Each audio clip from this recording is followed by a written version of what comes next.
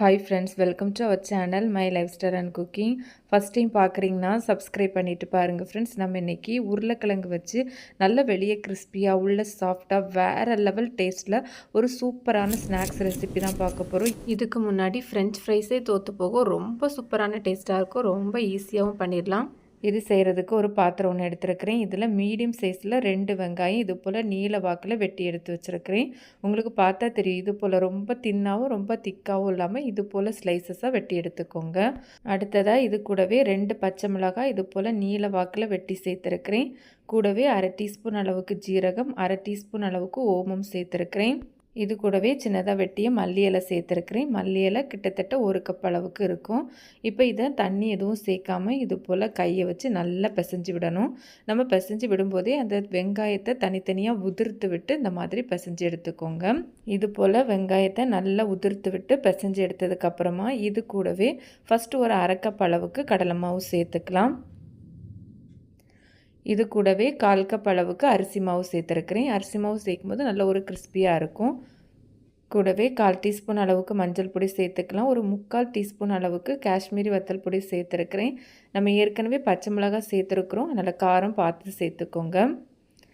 1/2 teaspoon அளவுக்கு chicken masala சேர்த்துருக்கிறேன். Chicken மசாலாவுக்கு பதிலாக கரம் மசாலா கூட சேர்த்துக்கலாம். இதுக்கு தேவையான அளவு உப்பு சேர்த்துக்கலாம். இப்போவும் தண்ணி எதுவும் சேர்க்காமல் நல்லா கலந்து எடுக்கணும். நம்ம சேர்த்துருக்கிற அந்த மாவு பொடியெல்லாம் நல்லா அந்த வெங்காயத்தோடு சேர்த்து வர மாதிரி இது போல் கையை வச்சு ஸ்பூன் வச்சு நல்லா கலந்து எடுத்துக்கோங்க. இது மாதிரி நல்லா கலந்து எடுத்ததுக்கப்புறமா இதில் கொஞ்சம் கொஞ்சமாக தண்ணி சேர்த்து நம்ம இதை கலந்து எடுக்கணும். ரொம்ப தண்ணி சேர்க்கக்கூடாது. கொஞ்சம் நேரத்தில் நமக்கு அந்த வெங்காயத்துலேருந்து தண்ணி விட்டு வரும். அதனால் ஒரு குலைவான ஒரு பதத்துக்கு நம்ம இதை வந்து கலந்து எடுக்கணும். இப்போது உங்களுக்கு பார்த்தாலே தெரியும், வெங்காயத்தை விட மாவு நமக்கு கொஞ்சம் குறைவாக இருக்குது. அதனால் நான் எக்ஸ்ட்ரா ஒரு 1/4 கப் அளவுக்கு கடலை மாவு சேர்த்துருக்கிறேன். நீங்கள் உங்களுக்கு தேவைப்பட்டால் மட்டும் பார்த்து சேர்த்துக்கோங்க. எக்ஸ்ட்ரா கொஞ்சமாக தண்ணி சேர்த்து நான் இதை கலந்து எடுத்துருக்கிறேன். நமக்கு இது போல் ஒரு பதத்தில் இருக்கணும். ரொம்ப தண்ணி விட்டுறக்கூடாது. இந்த மாதிரி ஒரு குலைவான ஒரு பதத்தில் இருக்கணும். தண்ணி அதிகமாக விட்டிங்கன்னா வெங்காயத்துலேருந்து நல்லா தண்ணி விட்டு வரும். கொஞ்ச நேரத்தில் ரொம்ப லூஸான மாதிரி இருக்கும்.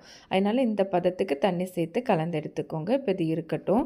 அடுத்ததாக ஓரளவு ஒரு பெரிய சைஸில் 2 உருளைக்கிழங்கு இது போல் ஸ்லைசஸாக வெட்டி எடுத்துருக்கிறேன். இந்த மாதிரி திக்னஸ் வர மாதிரி வெட்டி எடுத்துக்கோங்க. இப்போ இதை இந்த மாதிரி நீல வாக்கில் இது போல் நம்ம வெட்டி எடுக்கணும். ரொம்ப நைஸாக வெட்டி எடுக்கக்கூடாது. இந்த திக்னஸ் இருக்கிற மாதிரி வெட்டி எடுத்துக்கோங்க. நான் இப்போ எல்லாத்தையும் வெட்டி தண்ணியில் போட்டு எடுத்து வச்சுருக்கிறேன். உருளைக்கிழங்க தண்ணியில் ஒரு 2 நேரம் கழுவிட்டு ஒரு காட்டன் துணியில் போட்டு இந்த மாதிரி தண்ணி எதுவும் இல்லாமல் நல்லா தொடச்சி எடுக்கணும். இப்போ நான் தொடச்சி எடுத்து வேறு பிளேட்டுக்கு மாற்றி எடுத்துருக்கிறேன். இப்போ இதுலேருந்து ஒரு உருளைக்கிழங்கு எடுத்துகிட்டு நம்ம ஏற்கனவே ரெடி பண்ணி வச்சுருக்கிற அந்த வெங்காய கலவையில் நல்லா இந்த மாதிரி கோட் பண்ணிவிட்டு நம்ம இதை ஃப்ரை பண்ணி எடுத்துக்க வேண்டியதான். ஃப்ரை பண்ணுறதுக்கு கடாயில் எண்ணெய் எடுத்து வச்சுருக்கிறேன். எண்ணெய் நல்லா சூடானதுக்கப்புறமா இந்த மாதிரி ஒன்று ஒன்றா சேர்த்து ஃப்ரை பண்ணி எடுத்துக்கலாம். நம்ம எடுத்துருக்கிற அந்த பேனோட சைஸுக்கு தக்கன நம்ம சேர்த்து ஃப்ரை பண்ணி எடுத்துக்கலாம். சிம்மில் வச்சு ஃப்ரை பண்ண வேண்டாம், மீடியம் ஃப்ளேமில் வச்சு ஃப்ரை பண்ணி எடுத்துக்கோங்க. நல்லா ஒரு பக்கம் வந்ததும் மறுபக்கம் திருப்பி போடணும். இந்த மாதிரி நல்லா 2 பக்கமும் திருப்பி மாற்றி போட்டு நல்ல ஒரு கோல்டன் கலருக்கு ஃப்ரை ஆகிறது வரையும் ஃப்ரை பண்ணி எடுக்கணும். இது போல் நல்லா கோல்டன் கலருக்கு ஃப்ரை ஆகி வந்ததும் நம்ம இதை எடுத்துடலாம். இது போல் நிறைய வெரைட்டியான ஸ்நாக்ஸ் ரெசிபி, பிரேக்ஃபாஸ்ட் ரெசிபிலாம் நம்ம சேனலில் இருக்குது. லிங்க் எண்டு ஸ்க்ரீன் ஐகார்ட்லலாம் கொடுத்துருக்குறேன். ஃப்ரீ டைமில் கண்டிப்பாக சேனலையும் விசிட் பண்ணி பாருங்கள், உங்களுக்கு யூஸ்ஃபுல்லாக இருக்கும். இது போலவே நம்ம மீதி இருக்கிற எல்லாத்தையுமே நம்ம ஃப்ரை பண்ணி எடுத்துக்கலாம்.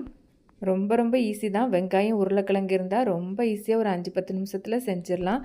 ஃப்ரெஞ்ச் ஃப்ரைஸ், வடை, பஜ்ஜி, போண்டாவே தோற்று போகும். ரொம்ப டிஃப்ரெண்ட்டான டேஸ்ட்டில் ரொம்ப நல்லாயிருக்கும். ஒருக்கா செஞ்சு கொடுத்தீங்கன்னா அடிக்கடி செஞ்சு தர சொல்லி கேட்பாங்க. கண்டிப்பாக ஒரு முறையாவது இந்த ரெசிபியை ட்ரை பண்ணி பாருங்கள். இதுக்கு எந்த சைடிஷும் வேண்டாம். கெச்சப் வச்சு சாப்பிடும்போது அடி தூள் சூப்பராக இருக்கும் ஃப்ரெண்ட்ஸ். கண்டிப்பாக நீங்கள் வந்து ட்ரை பண்ணி பாருங்கள். வெளியே நல்லா கிறிஸ்பியாக இருக்கும், உள்ளே நல்லா அந்த உருளைக்கிழங்கு சாஃப்டாக இருக்கும். கண்டிப்பாக நீங்களும் இந்த ரெசிபியை ட்ரை பண்ணி பாருங்கள். ட்ரை பண்ணி பார்த்துட்டு உங்களுக்கு எப்படி வந்ததுன்னு மறக்காமல் கமெண்ட்ஸ் பண்ணுங்கள். ரெசிபி வீடியோ கண்டிப்பாக உங்களுக்கு பிடிக்கும். பிடிச்சிருந்தால் லைக் பண்ணி ஷேர் பண்ணி சப்ஸ்கிரைப் பண்ணுங்கள் ஃப்ரெண்ட்ஸ். தேங்க்ஸ் ஃபார் வாட்சிங். பாய்.